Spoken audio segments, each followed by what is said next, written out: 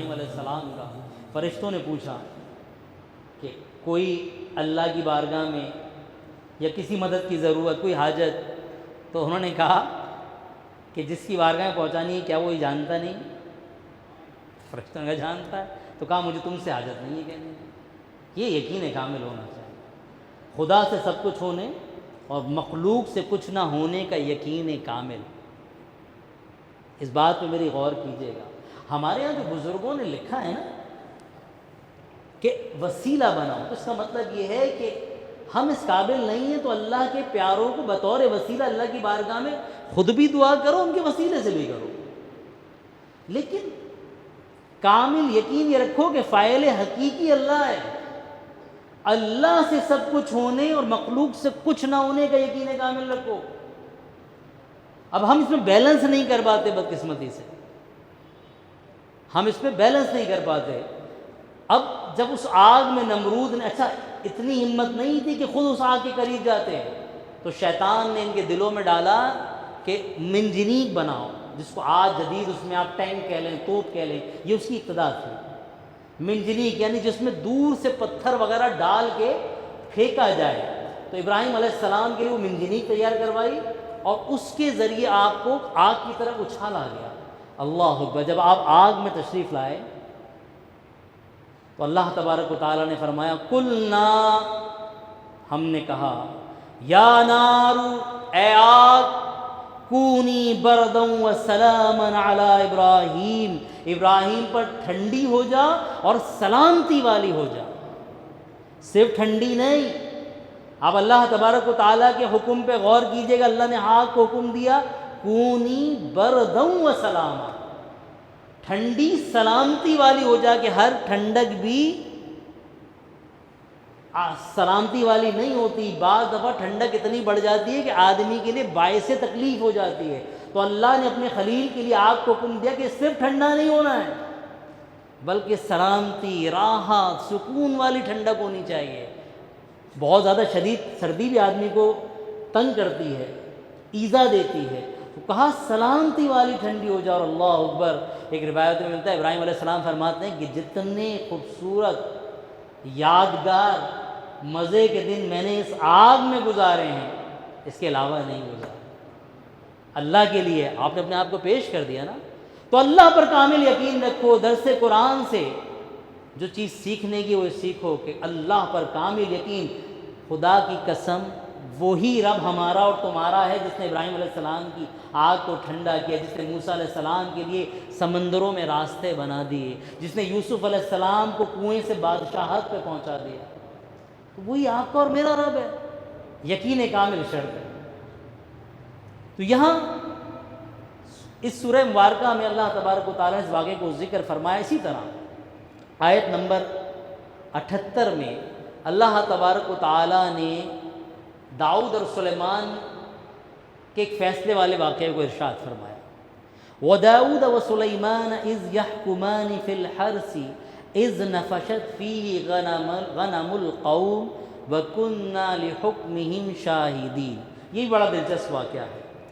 اور داؤد اور سلیمان کو یاد کرو جب وہ دونوں کھیتی کے بارے میں، کھیتی باڑی میں ایک تنازع ہو گیا، اس کے بارے میں فیصلہ کر رہے تھے، جب رات کو اس میں کچھ لوگوں کی بکریاں چھوٹ گئیں اور ہم ان کے فیصلے کا مشاہدہ کر رہے تھے۔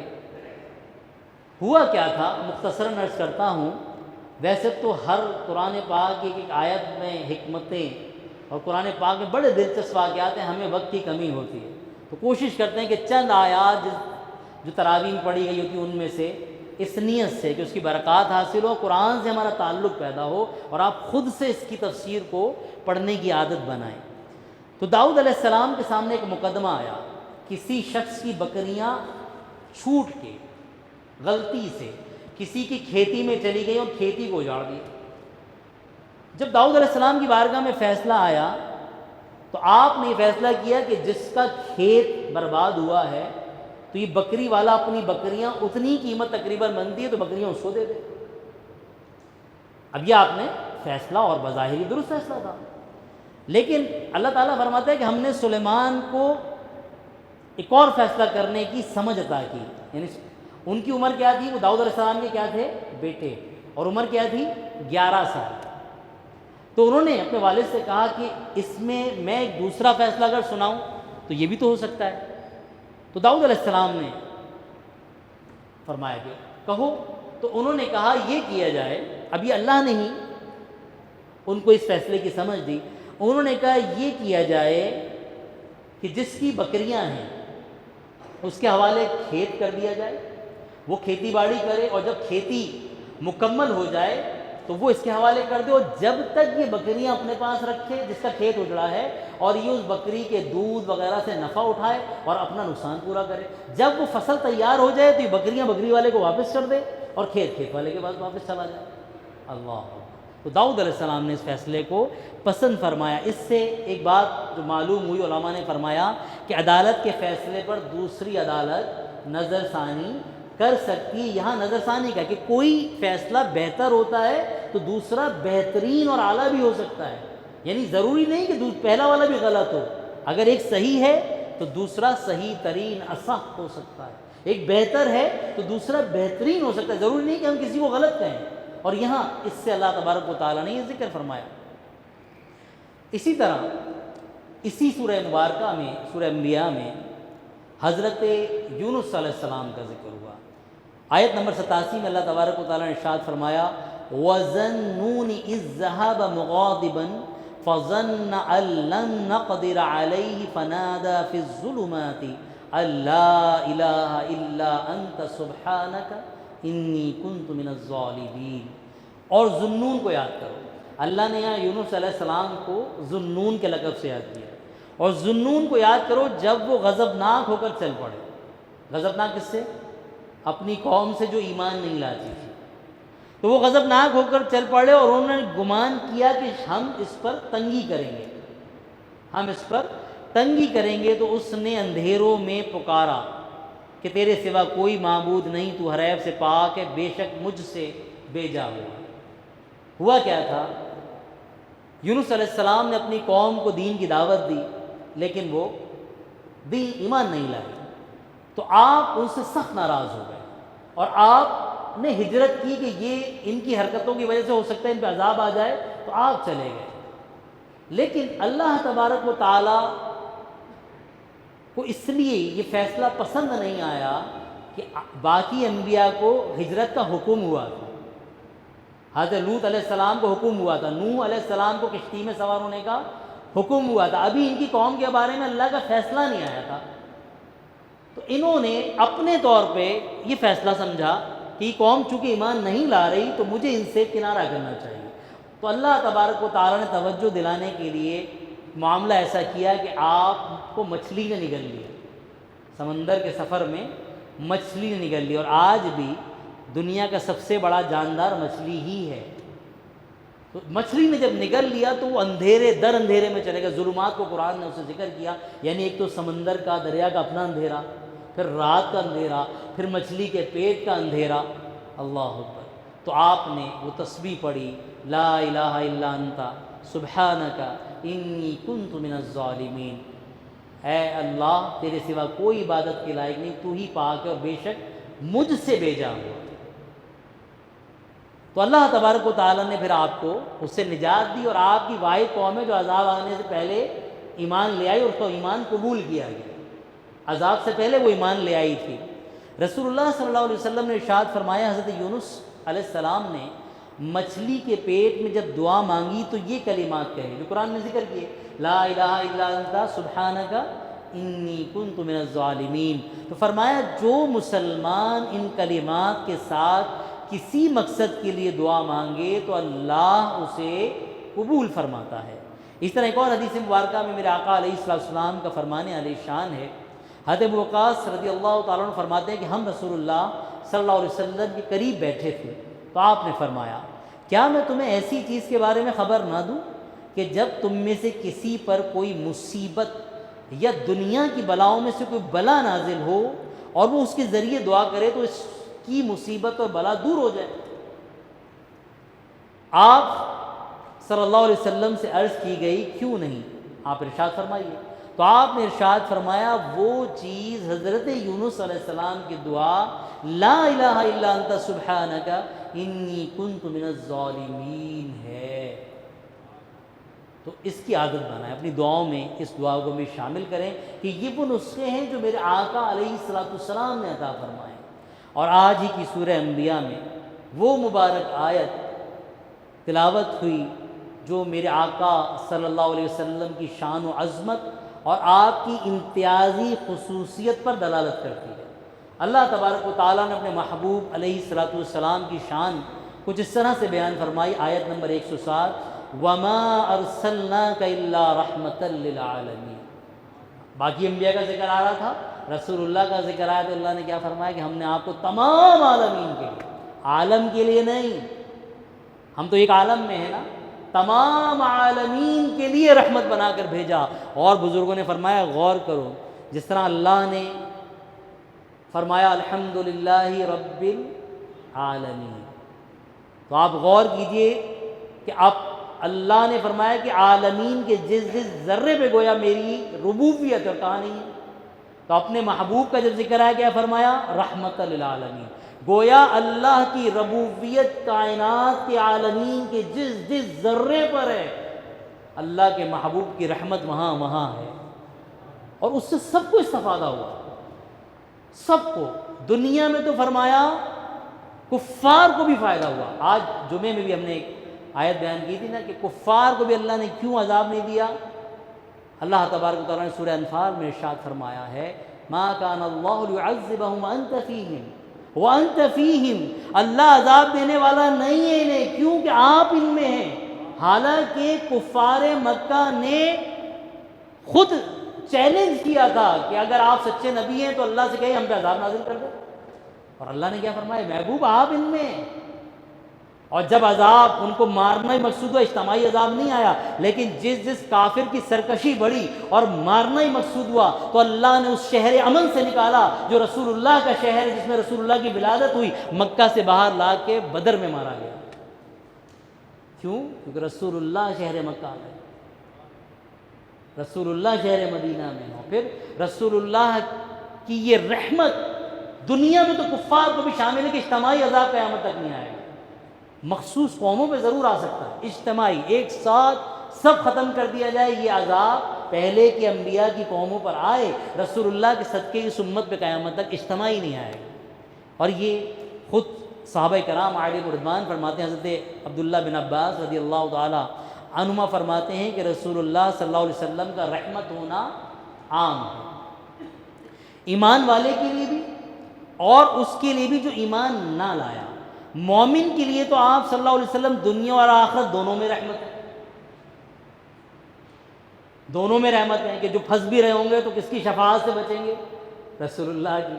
تو مومن کے لیے تو دنیا میں بھی رحمت اور آخرت میں بھی رحمت، اور جو ایمان نہ لایا اس کے لیے آپ صلی اللہ علیہ وسلم دنیا میں رحمت ہے کہ آپ کی بدولت اس کے دنیاوی عذاب کو اللہ نے مؤخر کر دیا، اور اس سے زمین میں دھسانے کا عذاب، شکلیں بگاڑ دینے کا عذاب، جڑ سے اکھاڑ دینے کا عذاب رسول اللہ کی رحمت سے اللہ نے اٹھایا، رسول اللہ کے صدقے اللہ نے اٹھایا، ورنہ بنی اسرائیل کو بندر بنایا گیا، خنزیر بنایا گیا، لوط علیہ السلام کی قوم کو پلٹ دیا گیا، نوح علیہ السلام کی قوم کو بہا دیا گیا، لیکن حضرت عبداللہ بن عباس کہتے ہیں کہ رسول اللہ کی رحمت ہے جو کفار کو بھی دنیا میں فائدہ ہے کہ اب شکلیں بگاڑنے والا عذاب نہیں آتا، جڑ سے اکھاڑنے والا عذاب نہیں آتا، یہ رسول اللہ کے صدقے اللہ کا اس امت پر کرم ہے۔ اور انبیاء کو بھی آپ کی رحمت شامل ہے، وہ کیسے؟